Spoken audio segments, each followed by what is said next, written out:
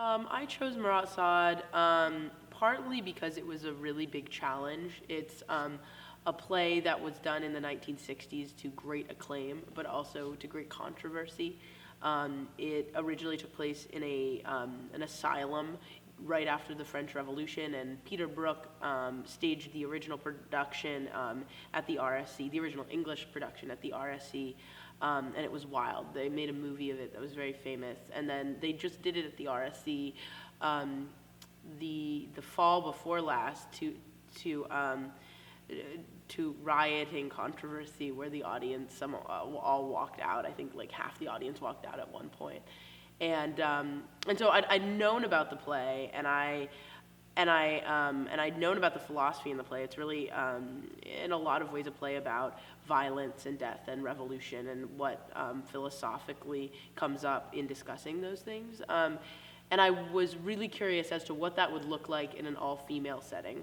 I knew I wanted to do a play with all Smith students, with all women. We don't do a lot of plays like that here. We often have community members, and I really wanted to explore what it means to look at violence and revolution and philosophy in an all-female environment in which we don't often discuss things like torture and aggression and war and violence. Well, there are a lot of philosophical themes in the play. They range from Nietzschean ideas about the role of the church in oppressing the poor, to these like proto-Foucault ideas about technocratic government and the way in which punishment has become abstracted and impersonal. So there are these, actually I did a special studies, an independent study on the philosophical themes of the play, and we looked at Foucault and Sade and Nietzsche. Sade himself is a philosopher who wrote many, many very controversial books about eroticism and the way in which sex and sexual deviation can make you free. His book, 100 Days of Sodom, is one of the most kind of heinous, disgusting books about all of the most grotesque sexual acts. And in a way, this philosophy is very male, like especially Sade, he was sort of a misogynist. And being at Smith, I wanted to look at how women interpret this and how we can address some of these themes and change some of them and interpret some of them from a female standpoint. So setting it in a juvenile detention center for girls was one of the ways I did that. Instead of an asylum in 18th century France, it's in a modern juvenile detention center where all of these issues like class, violence, torture, punishment, aggression are already there. And this play kind of highlights them in this very strange lens, through this very strange lens about the French Revolution.